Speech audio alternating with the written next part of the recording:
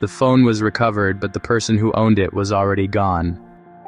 No damage, no missing parts. Nothing unusual at first. Then the phone started calling, even though no one was supposed to be using it. The man who owned it was named Eric Dalton, 39 years old, divorced, worked nights as a building maintenance supervisor. He was last seen leaving work just after midnight. Security cameras showed Eric walking to his car. He didn't appear rushed. He didn't appear frightened. Nothing about his body language suggested he knew what was coming. At 12:47 a.m., a call was placed from Eric's phone. It lasted 11 seconds. No one spoke, just background noise, and then the line disconnected. Police found Eric's car less than a mile from his workplace. The driver's door was open. The engine was still warm. His phone was on the pavement near the rear tire. The scene on the deserted stretch of highway was unnervingly still. Eric's sedan sat parked neatly on the shoulder, its driver's side door ajar, an invitation into an empty space. Investigators moved with practiced precision, their flashlight beams cutting through the pre-dawn chill, searching for the telltale signs of violence, the chaotic fingerprints of a confrontation. But there were none. There were no signs of a struggle. The ground around the car was undisturbed, no scuffed earth or scattered gravel. No blood. Not a single drop on the upholstery, the asphalt, or the fallen leaves that collected by the roadside. They checked the tires, the pavement beneath. No skid marks, no sudden, desperate braking. It was as if the car had simply rolled to a gentle stop. Nothing to suggest a crime had occurred. It was a scene devoid of clues, a vacuum of information. The only thing out of place was the silence where a person should be. But Eric was gone, vanished from a scene that offered no explanation for his absence. With no evidence of foul play, the first 911 call was initially logged as an anomaly. In the sterile environment of the evidence room, far from the cold roadside, detectives assumed the phone had been accidentally triggered. It was the most logical explanation, the path of least resistance in an investigation with no direction. A pocket dial. A common occurrence. A ghost in the machine of modern life. Or perhaps a malfunction. A glitch in the device's aging hardware. Something simple. Something that would allow them to close the file on this strange, silent call and focus on the more tangible mystery of finding a missing man. For a few hours, this simple explanation held. The quiet of the precinct was undisturbed, the case file sitting on a desk, waiting for a lead that wasn't coming. Until the second call came in. At 2:19 a.m., Eric's phone called again.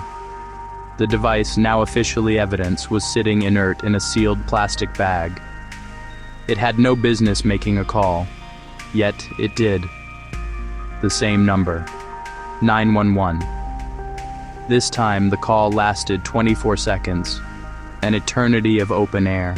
Still no voice, no plea for help, no ambient noise from a struggle, no indication of where Eric might be. Just the same unnerving silence as before. The dispatcher's protocol questions were met with a void. But something else could be heard. Faint, almost imperceptible, hiding beneath the low-level static of the open line. Breathing. It was slow and measured. A calm, steady rhythm. Inhale. Exhale. It wasn't the panicked gasping of someone in distress. It wasn't the shallow breath of someone sleeping. This was different. This was controlled. The sound was analyzed, the waveform displayed on a monitor. The pattern was undeniable, too consistent to be accidental. The second call was not a malfunction. It was not a pocket dial. It was intentional. Someone was on the other end of the line, holding the phone, listening. And they wanted the police to know it. The simple explanation was gone, replaced by a chilling, deliberate act. Investigators pulled call records. The phone had no outgoing activity after it was collected, no data usage, no movement. It had been sealed in an evidence bag. Yet the calls continued, always short, always silent, always during overnight hours. Audio technicians analyzed the recordings. They isolated the background sound. It wasn't wind, it wasn't traffic, it was a mechanical hum, low, constant, like machinery running somewhere nearby. Eric was a night shift facilities technician. His territory was the underbelly of old commercial buildings, cavernous basements and labyrinthine service tunnels. Co-workers said he complained of strange noises, doors unlocking on their own, and lights turning on in empty rooms. Eric once joked that the buildings felt awake after midnight, but a few weeks before he disappeared, the humor was gone. He just shook his head and said, "It's not funny anymore." 72 hours into the investigation, a voicemail arrived from Eric's own phone. It was 14 seconds of a low mechanical hum. Audio forensics found something else buried beneath the drone, a faint, rhythmic tapping. 3 distinct taps, a pause, then 3 more, a repeating pattern. Investigators matched it to Eric's work as a maintenance engineer, a diagnostic test for old pipes. He was telling them where he was, but the clue was too generic, the hum untraceable. Eric was never found. The voicemail became a signal from the dark that ultimately led nowhere. Eric was never located. No financial activity, no confirmed sightings, no remains. His phone was eventually decommissioned, the number reassigned, the device destroyed. But months later, a maintenance dispatcher reported something unusual. An incoming call, from a blocked number. The background noise was familiar, a low mechanical hum. Before the dispatcher could speak, the call disconnected. The incident was logged, filed, and quietly forgotten. Some investigators believe Eric stumbled into something he wasn't meant to find.